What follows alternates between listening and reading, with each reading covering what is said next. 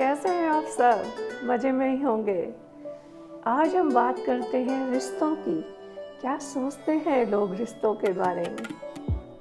अलग अलग लोगों की अलग अलग सोच होती है।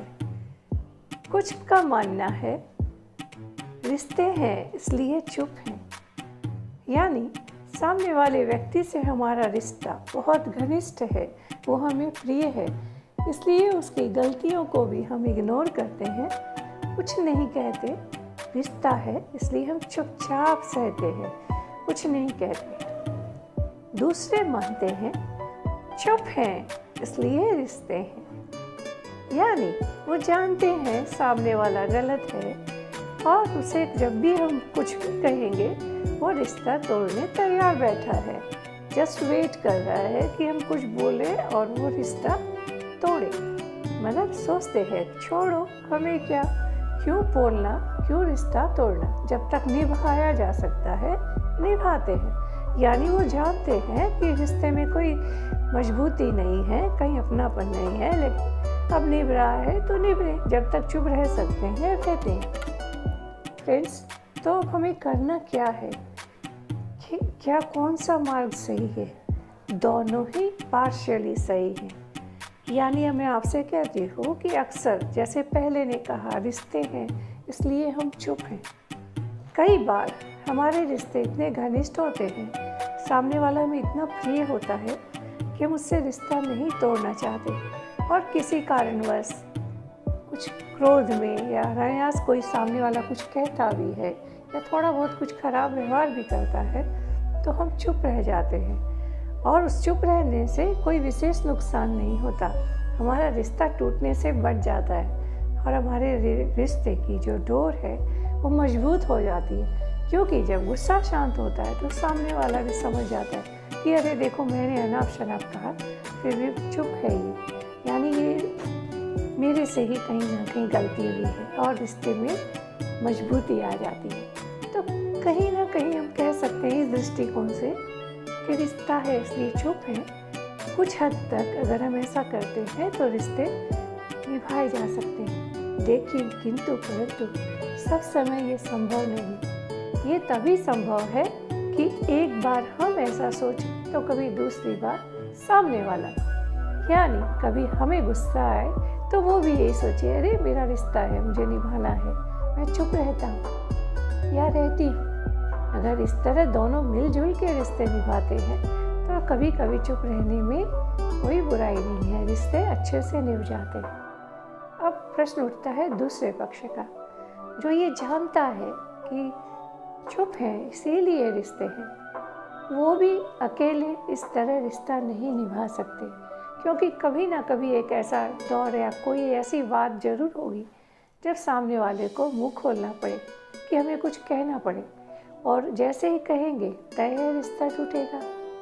तो ऐसे रिश्ते भी सब समय नहीं निभाए जा सकते, एक तरह का बोझ ही होते हैं। लेकिन वही बात कि जब तक चलता है चलते रहने दो, क्योंकि ऐसे रिश्ते अगर टूटते भी हैं तो बंदा तो पहले से प्रिपेयर है कि हम मुंह खोलेंगे तो रिश्ता टूटेगा। फ्रेंड्स, ये तो हुई दोनों रिश्तों की बात, लेकिन इसके अलावा हमें क्या कोई और रास्ता नहीं है। इन ए और बी के अलावा एक रास्ता और होता है सी, यानी हम खुद तय करें कि कब हमें बोलना है, कौन सा रिश्ता हमारे लिए इतना महत्वपूर्ण है कि हम इसलिए चुप हैं क्योंकि रिश्ता है, माने वो रिश्ता सचमुच हमारे लिए कितना महत्वपूर्ण है और वो भी हमें महत्वपूर्ण समझता है कि नहीं, ये तय कर ले। उसके बाद अगर ज़रूरी समझें तो हम चुप रहें, वरना अनायास चुप रह के कोई फ़ायदा नहीं होता। दूसरे पक्ष में भी तीसरा रास्ता ये है कि अगर श्योर है कि बंदा तो रिश्ता तोड़ेगा ही मुंह खोलते ही, चुप है इसीलिए रिश्ता है, तो अनायास उस बोझ को क्यों ढोना।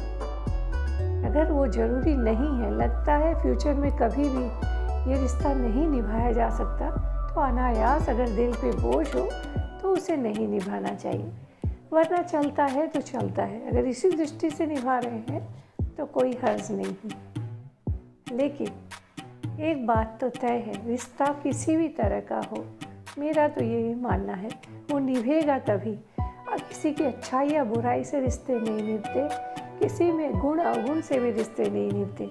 रिश्ते निभते हैं तो सिर्फ अपनापन से, और दोनों चाहते हो। रिश्ता कभी एक आदमी में नहीं होता। जब दो लोग के बीच का रिश्ता होता है, दोनों जब तक चाहेंगे तभी तक रिश्ता रहेगा। एक आदमी रिश्ते को नहीं निभा सकता। तो प्रयास करना चाहिए कि हम रिश्ते को दोनों, वही रिश्ते मजबूत होते हैं जो दोनों तरफ से निभाए जा सकते हैं। और ऐसे रिश्ते अगर हमारे किसी से हैं तो उन्हें हमें निभाने का ज़रूर प्रयास करना चाहिए। और एक तरफा रिश्ते टूटते हैं तो दुख तो बहुत होता है, लेकिन उसके लिए हमें स्वयं को तैयार रखना चाहिए कि हम तो पहले से ही जानते थे कि रिश्ते हैं, इसलिए हम चुप हैं। यानी अगर हम अब चुप नहीं हैं तो रिश्ता टूटेगा।